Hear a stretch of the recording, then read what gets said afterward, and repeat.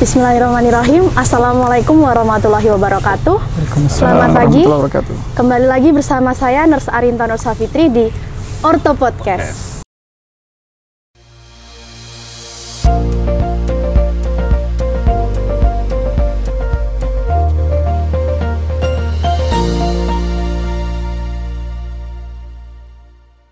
Selamat pagi, salam sejahtera untuk kita semua. Akhirnya kita kembali lagi di Ortho Podcast bersama saya Nurse Arintan. Bagaimana kabarnya Sobat Sehat RSO? Semoga Sobat Sehat RSO selalu dalam keadaan sehat ya, dimanapun Sobat Sehat RSO berada. Pada hari ini, di bulan Ramadan ini, ada yang spesial nih, yaitu tanggal 11 April berbarengan dengan hari peringatan kanker tulang nasional. Nah, dalam hari yang spesial ini, kita dari Rumah Sakit Ortopedi Profesor Dr. R. Suharto Surakarta akan memberikan sharing yang spesial bersama dua konsulen spesialis ortopedi dan traumatologi subonkologi yang sudah ahli dan expert di bidang kanker tulang. Mari kita sambut saja. Yang pertama ada Dr. Mujadid Idul Haq, spesialis ortopedi dan traumatologi subonkologi konsultan, serta Dr. Fajar Baskoro Garjito, spesialis ortopedi traumatologi konsultan subonkologi. Selamat pagi, Dok. Pagi. Gimana, Dok, kabarnya hari ini, Dok? Baik. Alhamdulillah baik ya, Dok. Tentunya sudah siap ya, Dok, untuk menerima pertanyaan-pertanyaan khususnya dari masyarakat yang kita share kemarin lewat sosial medianya RSO. Kebetulan ini banyak banget, Dok, pertanyaan terkait dengan kanker tulang. Nah, biasanya di masyarakat itu kalau udah dengar soal kanker, itu rasanya tuh langsung cemas, panik, takut gitu. Karena kanker itu identik dengan hal yang mengerikan, suatu hal yang tidak bisa disembuhkan atau bahkan mematikan seperti itu. Nah, sebagai pembuka nih, pertanyaan yang paling banyak muncul itu adalah apakah yang dimaksud dengan tumor, apa bedanya dengan kanker gitu? Mungkin bisa dijawab oleh Dr. Mujadid dulu, silakan, Dok. Ya, terima kasih. Selamat pagi Sobat Sehat RSO. Jadi tumor kalau dalam segi istilah medis, tumor itu semua benjolan yang tidak pada tempatnya. Jadi tumor ya. Jadi suatu pertumbuhan yang abnormal ya, neoplasma. Gitu. Sementara kanker sendiri itu adalah tumor yang ganas. Karena tumor sendiri ada dua, jadi ada yang jinak, ada yang ganas. Nah, kalau misalkan kita udah bicara tumor ganas itu istilah awamnya atau apa kita medis pun juga bilang cancer. Jadi kalau seperti hari ini kan kanker tulang yaitu tumor ganas pada tulang gitu. Nah gitu ya, Sobat Sehat RSO sudah dijawab. Jadi kalau tumor itu belum tentu cancer ya, tapi kalau tumor ganas itu bisa dikatakan adalah suatu kanker atau cancer gitu. Nah kemudian ini pertanyaan yang kedua, sebetulnya penyebab kanker itu apa ya, Dok ya? Kemudian apakah betul karena ada gen tertentu, terus ada pemicunya, tiba-tiba itu bisa berubah menjadi kanker? Mungkin Dr. Fajar bisa menjelaskan terkait pertanyaan itu. Ya, terima kasih. Selamat pagi, Sobat Sehat RSO. Ya, izin untuk membantu menjawab ya. Secara umum memang kalau kita bilang penyebabnya itu sampai sekarang itu belum diketahui secara pasti. Penyebabnya apa? Memang salah satu yang dikedepankan itu ada yang mutasi genetik. Yang betul yang Mbak sampaikan tadi, di mana mutasi genetik itu bisa juga ada didasari dari riwayat kanker yang sebelumnya sudah ada, atau memang dia murni tidak ada riwayat kanker sebelumnya, dan kemudian muncul pada saat biasanya pada saat umur tulang itu tumbuh pesat, ya umur 5 tahun, 10 tahun ke atas, belasan itu baru mulai muncul. Tapi memang didasari dari mutasi genetik sebelumnya. Tapi yang berkaitan dengan yang riwayat kanker sebelumnya, mungkin kalau kasus-kasus yang ada misalnya usia-usia yang udah 40 tahun ke atas, sudah menderita ada kanker payudara, kanker prostat, kanker paru-paru, kemudian ada penyebaran kanker di tulang, itu bisa juga terjadi seperti itu. Itu karena sudah ada kanker yang sudah ada sebelumnya yang kemudian terjadi penyebaran. Kemudian yang uniknya itu contohnya yang kita sering temukan pada anak-anak ya osteosarkoma. Itu juga bisa terjadi. Dia itu sifatnya itu tidak cuma dalam artian primer saja, bisa juga dia sekunder. Ada kanker yang mendasari sebelumnya. Contohnya pada kasus-kasus misalnya awalnya dia pada saat usia kecil 4 tahun 3 tahun ada retinoblastoma. Retinoblastoma ada mutasi genetik yang menyebabkan gangguan di mata sehingga menyebabkan kanker di organ matanya. Dan kemudian suatu saat dia survive, bertahan, bagus kemoterapinya, bagus penata laksana untuk yang matanya, dan kemudian umur 10-11 tahun timbul benjolan di tulang. Kita harus mencurigai adanya apakah kanker osteosarkoma yang sifatnya sekunder itu. Mungkin itu sebagian besar yang bisa diambil. Ya, terima kasih ya jawabannya. Ini sebetulnya tadi sudah menyangkut pertanyaan dari masyarakat juga yang terkait dengan apakah kanker tulang itu tuh lebih banyak terjadi pada anak-anak gitu. Tadi sudah dijelaskan ya. Lalu ada yang menarik juga tadi pertanyaannya terkait dengan jawabannya terkait dengan mutasi genetik ya dok ya. Nah itu apakah juga relate dengan misalkan ada pasien yang pernah jatuh gitu, terus habis itu dipijit. Nah itu kok bisa beberapa bulan berikutnya atau bahkan beberapa tahun muncul menjadi kanker. Itu gimana ceritanya ya dok ya? Masyarakat awam tuh kadang penasaran kok bisa sih gitu, padahal kan cuman jatuh terus dipijit gitu, kok bisa jadi kanker tulang gitu dok? Mungkin bisa ditambahkan lagi dok. Oke, terima kasih. Ya ini yang biasanya nih ya, memang kita kan seringnya itu masyarakat luas itu pasti ya sudah umum kalau ada pertolongan pertama cedera itu pasti ya lebih baik banyak itu masih di ya sangkal putung, di terapi seperti itu. Mungkin pada awalnya itu dia sudah ada bakat di tulang itu sendiri, dan kemudian dengan adanya cedera itu dengan sendirinya dia akan men-trigger dari tumbuhnya dari tumornya itu. Apalagi ada perlakuan-perlakuan yang seperti diurut, dipijat, dimasaj, kemudian dipanas-panas itu.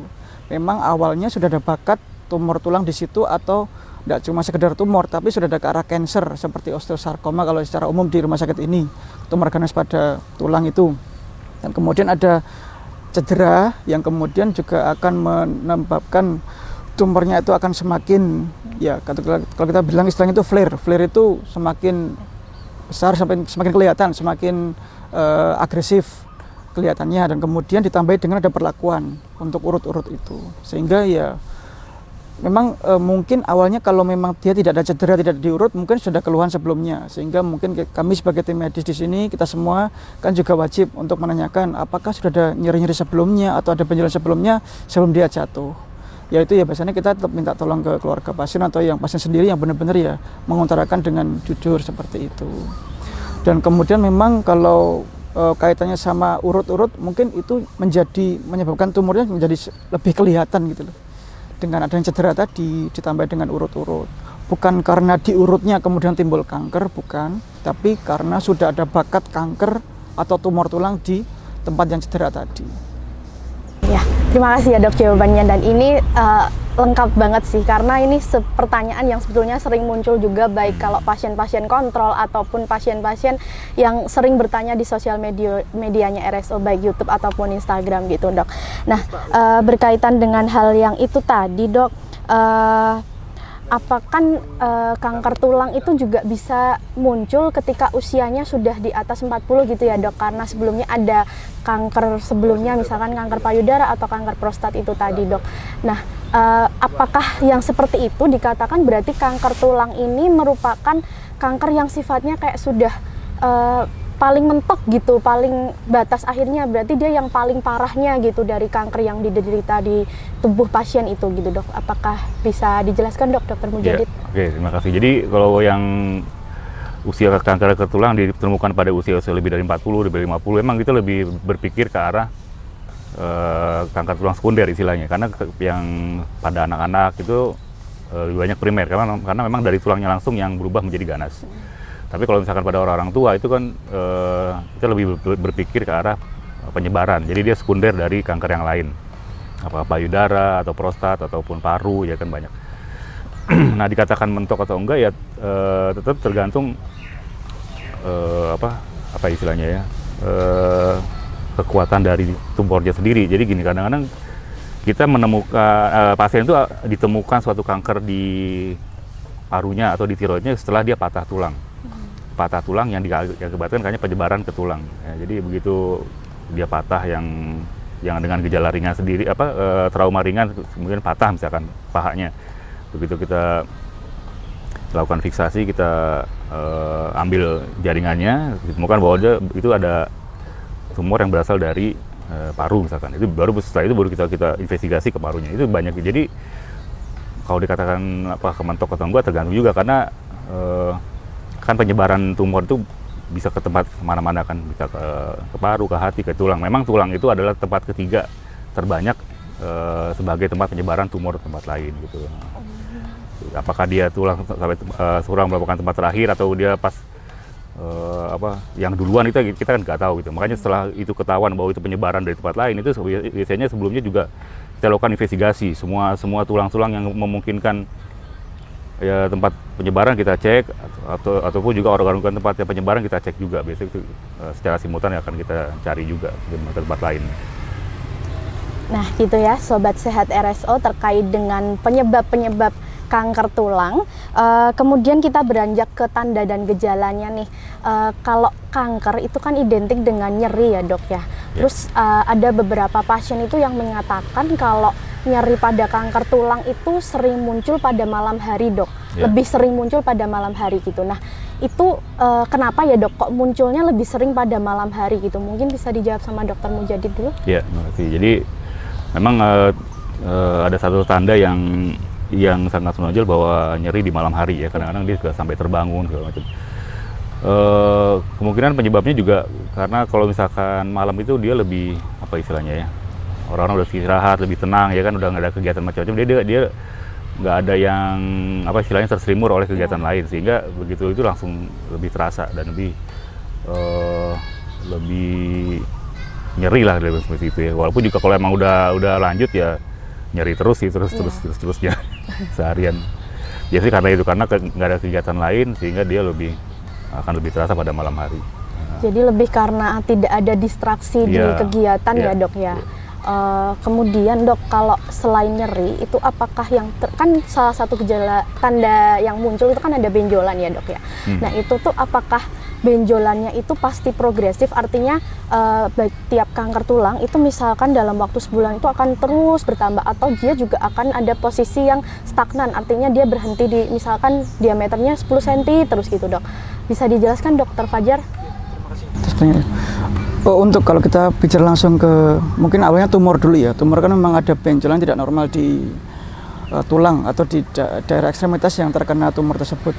Kemudian berkaitan untuk cepatnya tidaknya untuk membesar, memang kita lebih menengarai kalau misalnya dia itu tumornya bersifat ganas atau kanker, itu akan memiliki laju pertumbuhan lebih cepat, lebih agresif.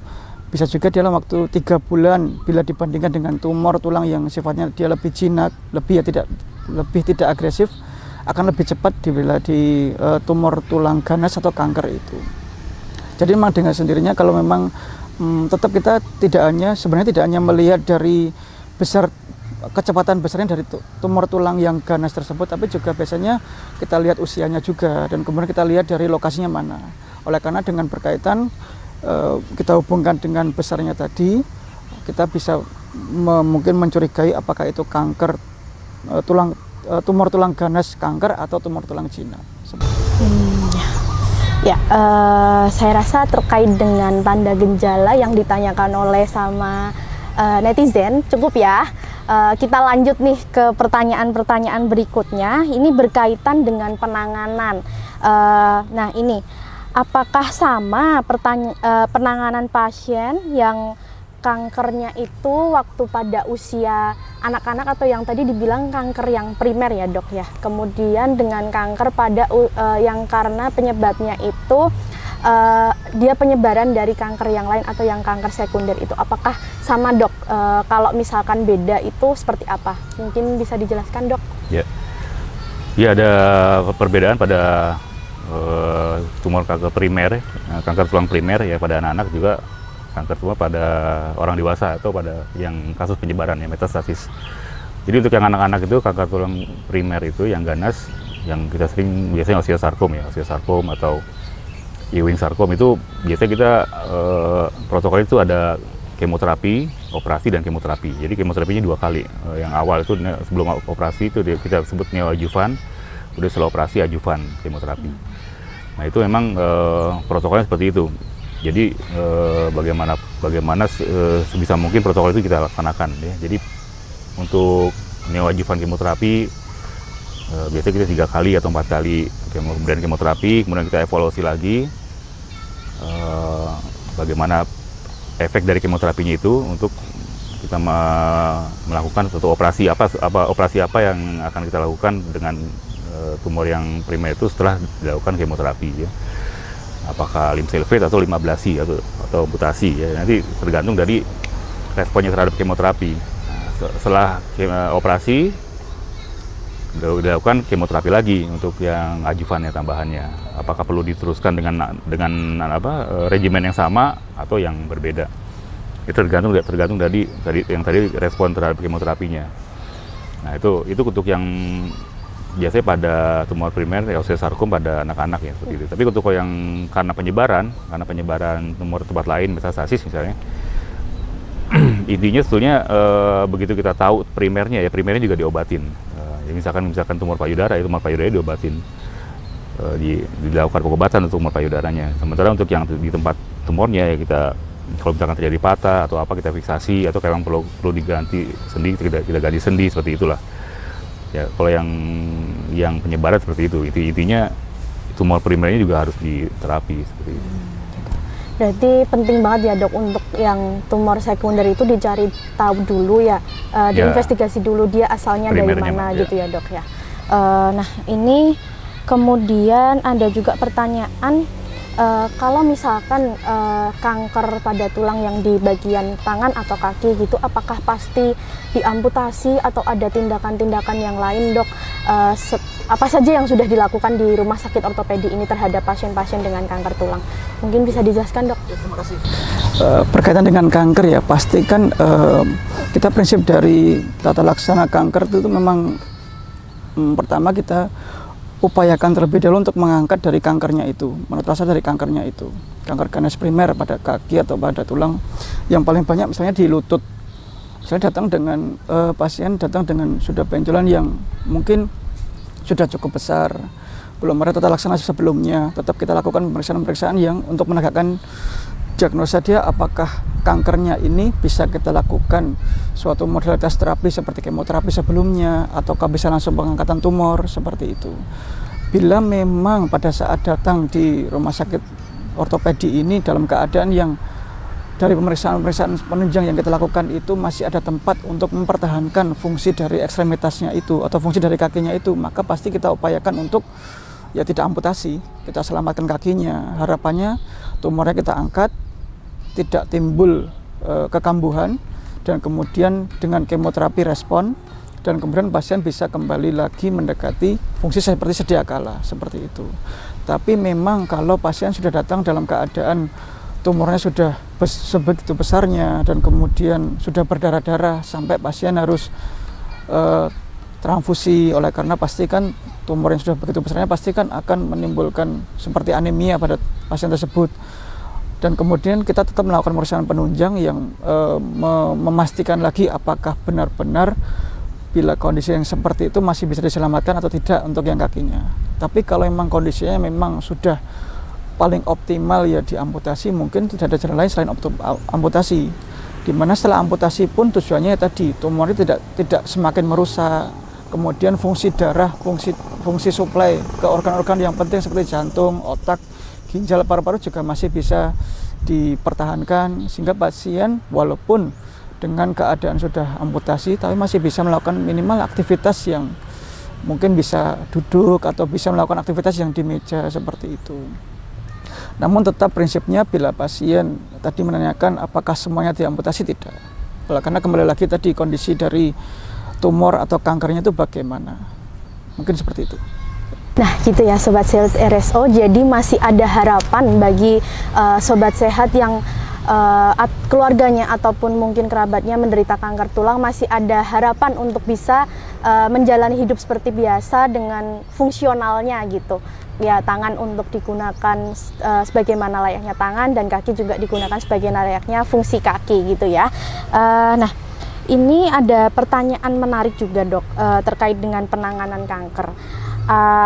Apakah adik saya terkena kanker tulang kakinya bengkak, apakah bisa diterapi hanya dengan pengobatan obat atau bagaimana gitu? Nah, kan ada beberapa pasien itu yang takut dengan tindakan operasi gitu dok. Nah, itu apakah bisa hanya dengan obat dok?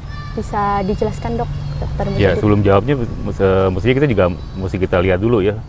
Harus kita tetap melakukan pemeriksaan ya, pemeriksaan fisik, kemudian pemeriksaan tambahan dari radiologi, kemudian mungkin kita perlu CT scan, ya, MRI dan sebagainya ya, ronsen. Jadi benjolan itu seperti apa gitu loh. Jadi apakah itu nanti akan bisa ditentukan bahwa ini memang diterapi dengan operasi ataupun dengan obat. Tapi biasanya kalau misalnya udah sampai benjolan seperti itu, biasa kita sudah harus melakukan suatu intervensi operasi. Tapi tetap kita harus memastikan dulu bahwa itu jenisnya apa gitu, seperti apa. Jika kalau memang dia ganas ya, seperti dikatakan Dr. Fadila tadi, memang harus diangkat, tumor itu memang harus diangkat.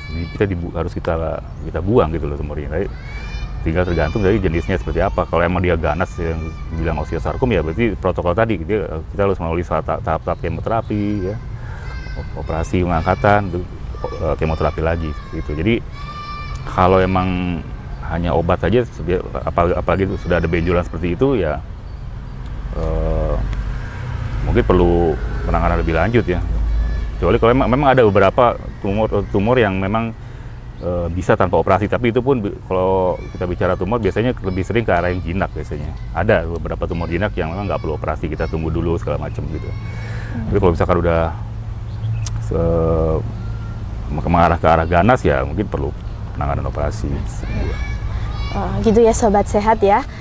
Lalu dok, itu kalau yang tadi yang kiranya itu tumor jinak, itu apakah suatu saat juga bisa berkembang jadi tumor ganas dok, kayak gitu dok? Ya, ada beberapa tumor yang awalnya jinak tapi dia dengan berjalan waktu kemudian terjadi suatu apa istilahnya metaplasi, misalnya menjadi perubahan ganas, itu ada, tapi memang jarang sih. Jarang ya. Ada beberapa kasus tumor jinak yang nantinya sekian puluh tahun kemudian dia berubah jadi ganas, ada. Seperti misalkan tumor jinak yang multiple hereditary exostosis misalkan, jadi tumor tulang tapi dia banyak di beberapa tulang, ada. Nah itu ada kans untuk menjadi suatu keganasan, ada sekitar 1-5% ada, lebih kecil lah. Oh iya, gitu ya. Lalu dok, ini ada pertanyaan unik dari masyarakat juga. Gimana ya dok, kan masyarakat awam itu kan kadang pengen ngecek sendiri gitu di rumah gitu, apabila ada benjolan di tangan atau di kaki gitu, waktu dipegang itu mungkin rasanya kenyal gitu, atau masyarakat tadi yang megang rasanya itu kok keras gitu. Nah, bisa nggak ya dok ya masyarakat itu membedakan tumor itu di rumah gitu, tanpa pemeriksaan penunjang terlebih dahulu, apakah itu kiranya ganas atau enggak gitu dok? Ya, terima kasih.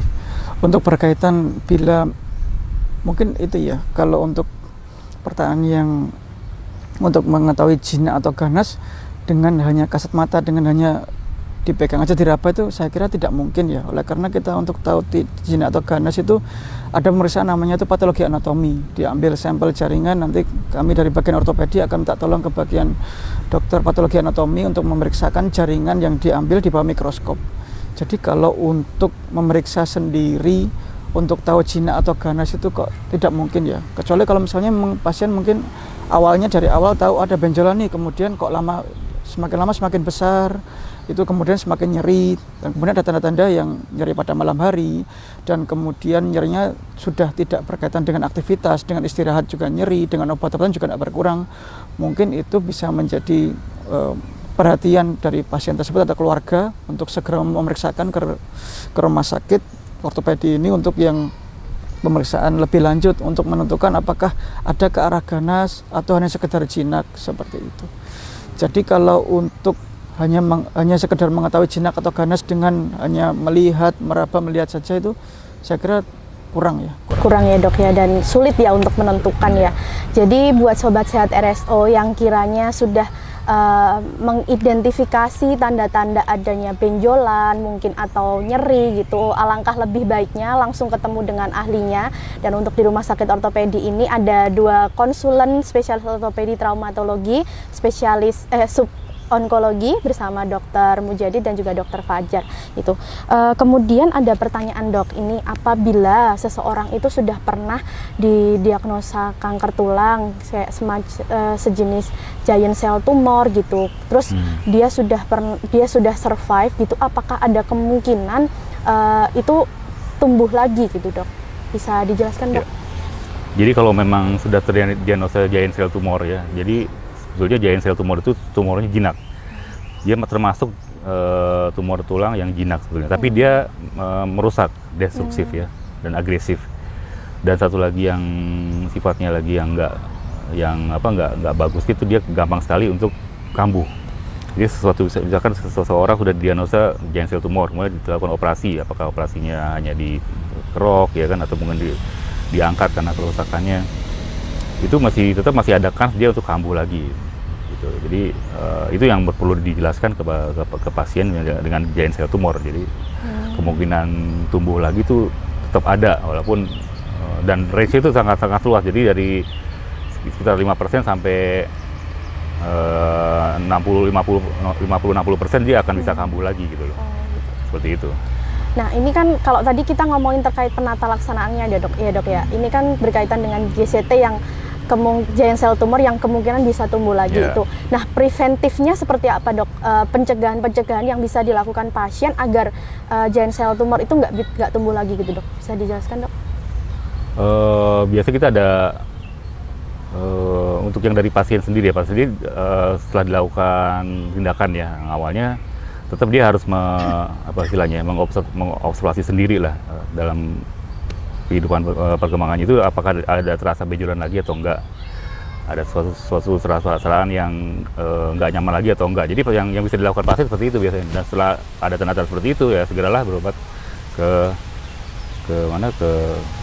dokter ortopedi ya, seperti itu ya. Jadi seperti itu. Kemudian untuk yang dari pihak kita sendiri itu nanti bagaimana kita memberikan obat. Biasanya kita memberikan ada suatu obat yang namanya anti-osteoclastic agent ya, itu yang dikatakan bisa mampu menekan istilahnya aktivitas osteoklas sendiri yang penyebab dari dicicit sendiri, biar dia nggak ditekan aktivitasnya lah, seperti itu. Saya kira itu. Kalau terkait dengan pola hidupnya gitu gimana dok, saran-sarannya buat kalau untuk pola hidup pasien-pasien yang pernah survive gitu? Untuk giant cell? Iya. Saya kira untuk pola hidup seperti biasa aja sih, nggak ada yang harus di ini ya. Untuk makanan segala macam itu kan emang belum terbukti bahwa itu berhubungan dengan makanan. Jadi makanan yang biasa aja ya. Ya paling kita sarankan makanan yang sehat, seperti itulah. Aktivitas juga seperti biasa, seperti itu. Berarti jadi pasien-pasien yang pernah kanker tulang dan yang pernah dengan tumor tulang yang survive memang masih bisa melakukan aktivitas seperti biasa ya dok ya. Tapi tentu dengan catatan ya makanan yang sehat dan bergizi ya dok ya. Itu. Nah kalau Dokter Fajar sendiri bisa boleh dok sharing dong gimana caranya masyarakat yang sehat ini supaya tidak menderita tumor gitu. Tips-tipsnya dok, sharingnya dok. Terima kasih ya. Memang kalau kita lihat tadi penyebab dari tumor atau kanker itu sendiri memang kan kita tidak ketahui ya. Memang dari awal kita dari awal pastikan ya olahraga rutin tiap hari, tiap pagi atau tiap 2 minggu sekali. Mungkin monggo silakan yang suka sepeda atau latihan fisik yang lain silakan. Kemudian kalau untuk nutrisi sehari-hari yang ya tadi yang bergizi, yang sehat, pola makan, mungkin kalau kita kan rutinnya ya dikurangi lah, yang gula-gula dikurangi. Untuk yang kalau misalnya udah 30 tahun ke atas, terus kemudian yang seruan itu juga dikurangi. Mungkin kalau nutrisi itu tetap kita memang tadi yang disebutkan Dr. Mujadid belum ada yang riset atau bukti yang pasti yang berkaitan menyebabkan suatu tumor atau kanker pada tulang. Dan kemudian tetap tadi mungkin bila ada benjolan atau sudah ada nyeri yang berbeda dari anggota gerak tubuh yang mungkin tidak diawali dengan cedera sebelumnya atau tiba-tiba sakit, mungkin monggo diperiksakan lebih lanjut di rumah sakit ortopedi. Dan kemudian tadi kan biasanya tetap edukasi kami itu dihindari yang aktivitas kayak datang ke tukang urut atau tukang pijat, itu yang masih jadi momok ya buat kami yang bagian ortopedi ini, bagian onkologi ini, apalagi bila mengedukasi pasien. Oleh karena masih banyak pasien itu datang sudah kondisinya itu tumornya udah begitu besarnya setelah dari tukang urut atau tukang pijit itu. Jadi itu mungkin kalau edukasi awal, bila sudah ada keluhan nyeri atau benjolan yang beda dari sebelumnya dan kemudian tidak berkurang dengan obat-obatan, dengan istirahat, monggo silakan segera dikontrolkan ke rumah sakit ortopedi. Nah, itu ya Sobat Sehat RSO, tips-tipsnya buat Sobat Sehat yang kondisinya sehat. Diharapkan selalu rutin cek kondisi tubuh sendiri. Kalau ada benjolan atau nyeri yang di luar dari biasanya, segera cek ke rumah sakit ortopedi. Nanti kita bisa bantu untuk melakukan pemeriksaan. Kemudian pola hidup sehat, makan makanan yang sehat dan bergizi, serta aktivitas dan pola tidur yang teratur ya.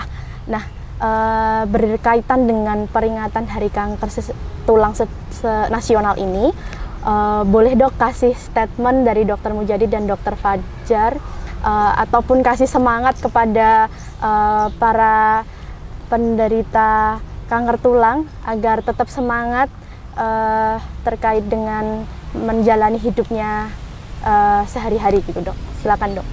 Ya, terima kasih. Jadi dalam rangka Hari Kanker Tulang Nasional, saya juga kembali menghimbau ataupun mengingatkan bahwa kesadaran untuk memeriksakan kondisi-kondisi di mana terjadi suatu benjolan ataupun nyeri yang tidak lazim misalnya di anggota gerak ya, yang sudah berlangsung mungkin kira-kira 2 minggu atau sebulan, itu lebih baik segera periksakan ke tempat pusat kesehatan lah ya, jadi rumah sakit atau ke dokter ortopedi dan sebagainya. Dan juga bahwa stigma bahwa kanker tulang yang berakhir di amputasi itu insya Allah bisa kita kurangi bahwa kalau misalkan pasien itu datang dengan kondisi yang belum melanjut. Saya kira itu. Ada tambahan? Ya, mungkin closing statement ya untuk memperingati Hari Kanker Dunia. Sarkoma itu bisa dilawan. Tumor, semua kanker ganas itu bisa dilawan. Kita bersama-sama melawannya. Mungkin itu aja. Ya, terima kasih ya Dok. Terima kasih Dr. Mujadi dan Dr. Fajar untuk waktunya dalam rangka peringatan Hari Kanker Tulang Nasional ini. Dan ya benar tadi, semua masih bisa diupayakan, semua masih ada harapan, dan stigma untuk amputasi pada kanker tulang itu tidak pasti dilakukan amputasi gitu. Untuk sahabat sehat RSO, cukup sekian ya untuk podcast dalam rangka Hari Kanker Tulang hari ini. Terima kasih sudah menyimak dari awal hingga akhir. Sampai jumpa di podcast berikutnya. Wassalamualaikum warahmatullahi wabarakatuh. Terima kasih. Orto Podcast.